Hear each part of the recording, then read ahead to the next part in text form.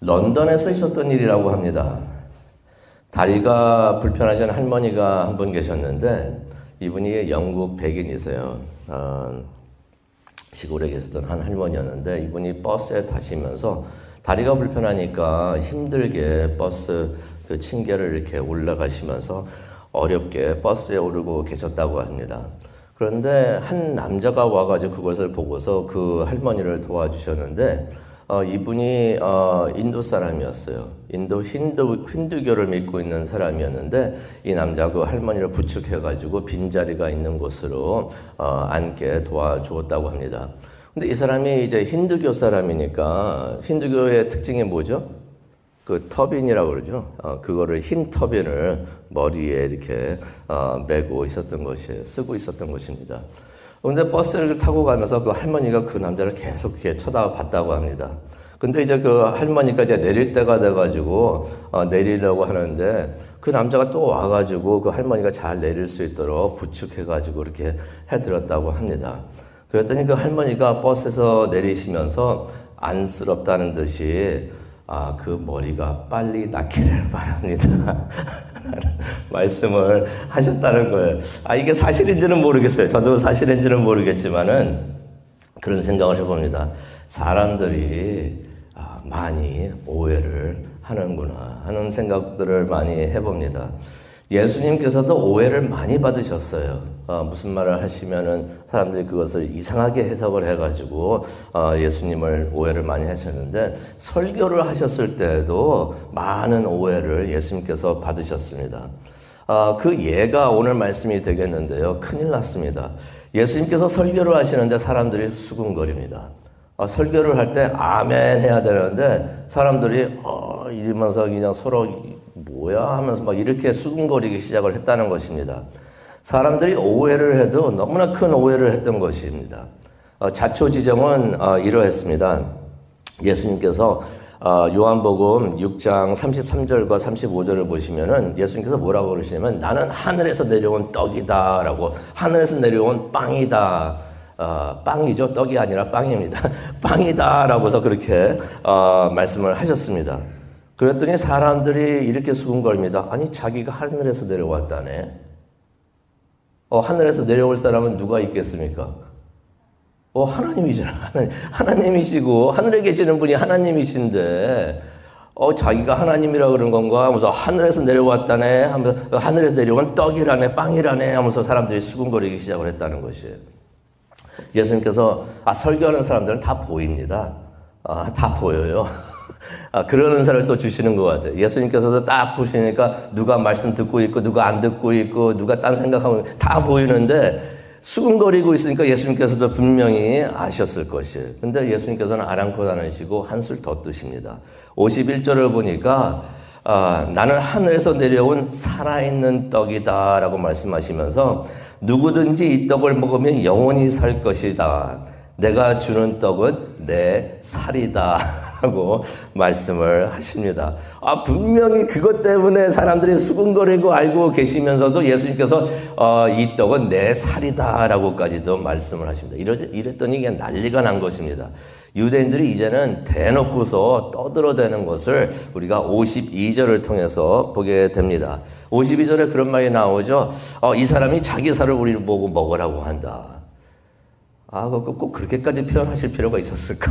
이걸 뭐 내 살이다. 이걸 먹으면 그것도 좀 그런데 이게 내 살이다라고 말씀하시니까 먹으려고 하려고 하다가도 살이라고 그러니까 먹기가 약간 불편해질 수도 있는데 예수님께서는 내 살이다라고 말씀을 하세요. 그랬더니 사람들이 큰 소리를 어이없다는 듯이 사람들이 막 말을 합니다. 왜 그래요? 평소에 이 사람들이 예수님을 좋아했으면은 그 말씀을 하실더라도 무슨 뜻이 있는가 보다 해가지고 이렇게 가만히 있을 수가 있는데 평소에도 예수님을 좋아하지 않았는데 그런데 예수님이 이상한 말을 한다 싶으니까 오히려 크게 막 떠드는 것이에요. 근데 또 이해가 되는 게 살이라고 그러니까 인육을 먹으라고 하는 것 같으니까 이게 불편하게 들렸던 것입니다. 게다가 당시에는 솔직히 그런 일이 있었어요. 구약 때에도 인육을 먹는 일이 있었습니다. 그래가지고 그런 일을 금하셨어요. 하나님께서 하지 말라고 하셨어요. 사람 바치는 것, 제사에 바치는 일도 있었고, 그래서 저기 가보면 있죠. 멕시코 같은 데 가보면은 잉카 문화 그렇게 보면 피라미드도 있고 그런데 그 위가 솔직히 사람을 제물로 바쳤던 곳이에요. 바쳐가지고 피가 다 내려오게 하고 뭐 그런 식으로 했던 곳이었는데, 그런 일이 있었던 곳이에요. 그렇기 때문에 하나님께서 그것을 금하셨던 것이에요. 그런데 사람들이 사람의 인육을 먹으라고 한다고 사람들이 그렇게 크게 떠들고 그랬던 것입니다. 그런데 바로 전에 예수님께서 또 설교를 하실 때 뭐라고 하셨어요? 하나님을 아버지라고 막 부르니까 사람들이 거기에도 막 뒤집어졌는데 하나님을 아버지라고 그러더니 이제는 자기 살을 먹으라고 한다고 하면서 사람들이 난리가 났던 것입니다. 매우 심각하게 오해를 했던 것입니다. 이 상황이 얼마나 심각을 했었냐면요. 예수님의 제자들도 이 말씀을 잘 받아들이지를 못했어요. 이해를 하지 못했습니다. 어려워했다고 60절을 보니까 제자들도 이 말씀이 참 어렵다. 왜 어려웠겠습니까? 인육을 먹으라고 하니까 그걸 그렇게 문자적으로 생각을 해가지고 그렇게 말씀하시니까 이 말씀이 어렵다는 것입니다. 그대로 행하기가 어렵다는 것입니다. 그래서 61절에도 나오죠. 사람들이 수군거리기 시작했다. 제자들까지도 흔들렸던 것을 우리가 보게 됩니다. 근데 이쯤 되면은 예수님께서 그게 아니고 이게 비유다라고 해서 깨끗하게 정리를 해 주셨으면 참 좋았을 텐데 예수님께서 그러지 않으시고 계속 비유로 말씀을 하십니다. 이해가 안 되는 부분이에요. 사람들이 오해해가지고 막 수군거리고 있고 제자들도 막 흔들리고 있어요. 이거 계속 들어야 되나 말아야 되나 하면서 흔들리고 있는데 그걸 아시는 예수님께서 이게 비유다라고 말씀해서 모든 것이 다 정리가 됐을 텐데 그 말씀 안 하십니다. 안 하시고 계속해서 비유로 말씀을 하십니다. 오히려 더 강조를 하십니다. 그래서 53절에 가게 되면은 내가 진실로 진실로 너희에게 말하는데 예수님께서 뭘 강조하고 싶으실 때마다 내가 진실로 진실로 헬라어로는 진실이란 말이 아멘입니다. 그러니까 아멘을 2번이나 사용하셨어요. 진실로 진실로 내가 너희에게 말을 하는데 너희가 내 살을 먹지 않고 내 피를 마시지 않으면 너희 안에 생명이 없다. 한술 더 뜨십니다. 그전에는 이 떡이 내 살이다라고 해가지고 사람들이 수군거렸는데 이제는 살만 아니라 피까지 마시라고 하십니다. 이 내 살을 먹고 피까지 마시지 않으면은 너희가 살 수가 없다라고 말씀을 하십니다. 54절에 그런 말씀하시죠. 누구든지 내 살을 먹고 내 피를 마시는 자는 영생을 가졌고 내가 마지막 날에 그를 살릴 것이다. 그런데 우리는 이 말씀을 보면서 흔들리지가 않아요. 왜 그렇습니까? 우리는 예수님께서 성찬식을 얘기하고 계시는구나 하는 것을 우리는 알고 있습니다. 그런 말씀하셨잖아요. 성찬식을 만드시면서 이 떡은 너희를 위한 내 몸이니 우리가 많이 들었기 때문에 알고 있습니다. 이 잔은 내 피다라고 말씀하시는 것을 우리는 기억을 합니다. 그래서 예수님께서 이런 말씀하시는 거 이해가 됩니다. 무슨 말씀하시는지 우리는 알고 있습니다. 그런데 예수님께서 지금 요한복음 6장 여기서 말씀을 하셨을 때는 예수님께서 성찬식을 만드셔가지고 그거를 시작하시기 1년 전의 일이에요. 그러니까 성찬식을 가르치시기 1년 전의 일이었으니 사람들이 이 말씀을 이해를 전혀 하지 못했던 것입니다. 근데 어떻게 보면은 말씀을 계속 읽다 보니까 예수님이 참 짓궂으시다라는 생각이 드는데요. 55절에 가게 되면 이런 말씀까지 하십니다.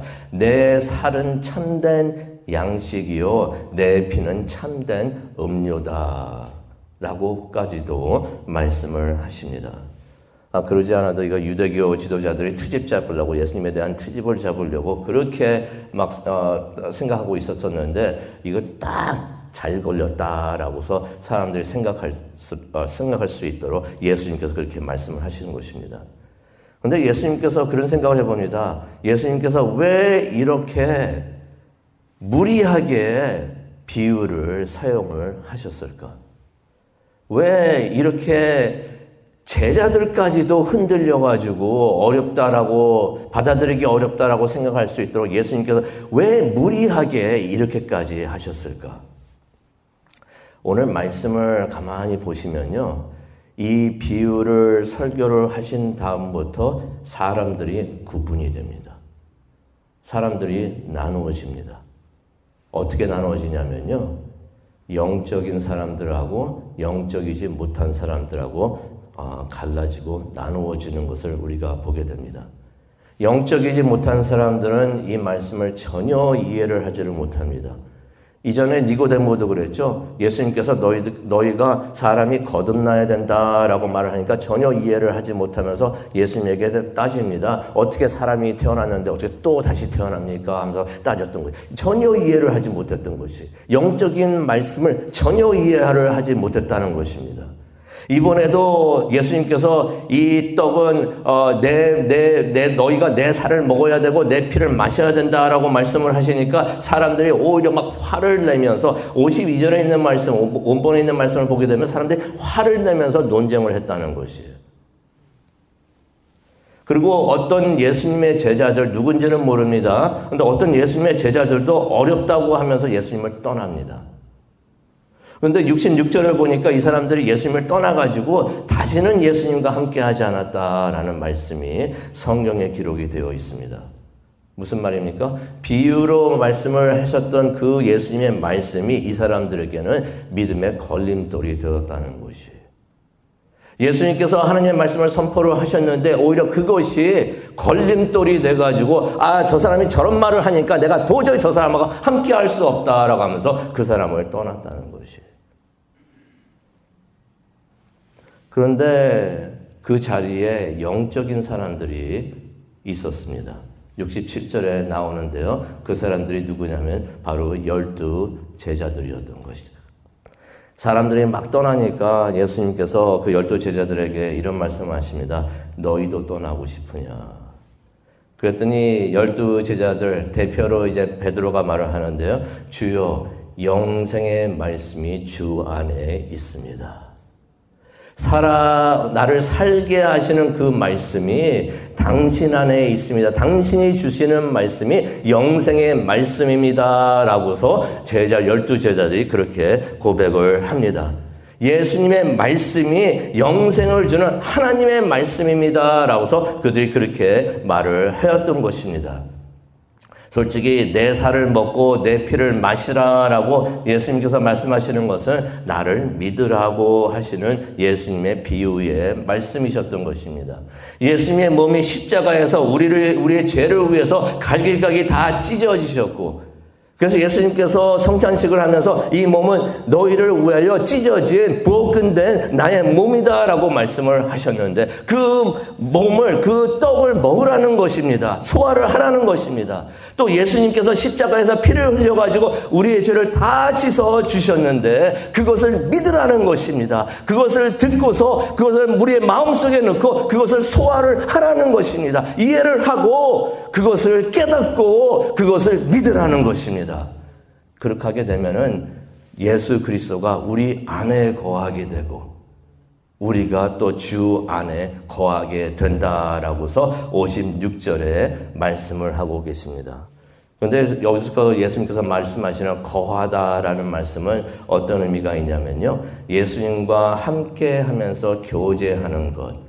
그것을 예수님께서는 거하다, 예수님과 함께 하다라고서 말씀을 하고 계십니다. 예수님과 교제를 하다 보면 친분을 쌓다 보면은 우리가 예수님을 닮아가게 되는 줄로 믿습니다.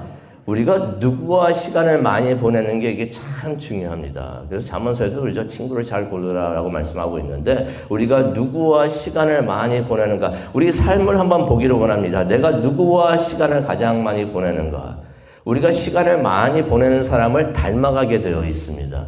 그게 사람의 마음이에요. 우리가 예수님과 친교를 하면서 교제를 하면서 함께 많이 거하고 예수님이 우리 안에 계시고 우리가 예수님 안에 거하게 되면은 우리가 예수님을 닮아가게 되어 있습니다. 믿으십니까? 그것을 성경은, 그것을 기독교는 영적 성숙함이라고 표현을 하고 있습니다. 그것을 위해서 예수님께서 내가 너희 안에 거하고 너희가 내 안에 거하라 라고서 말씀을 해 주십니다. 오늘 이 말씀을 기억하면서 이제 기도하는 시간을 갖기를 원하는데요. 우리가 하나님의 말씀을 진심으로 받아들이기를 원합니다. 또 받아들일 때 우리가 기도하기를 원합니다. 하나님이 주시는 그 말씀을 내가 이해하게 하여 주시옵소서. 이해하고 그것을 잘 받아들일 수 있게 하여 주시옵소서라고 우리가 기도하기를 원합니다. 그 말씀이 우리 마음 깊은 곳에 심어지기를 원합니다. 그냥 우리 겉에 심어져 떨어져 가지고 사탄이 와가지고 그것을 가져가는 것이 아니라 그러면은 20년, 30년, 50년을 교회를 다녀도 아무 소용이 없습니다.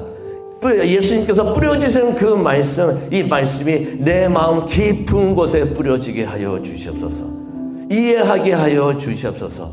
그것을 소화하게 하여 주시옵소서. 그럼 그 말씀이 뿌리를 내리고 싹을 피고 그 다음에 열매를 맺게 될 줄로 믿습니다.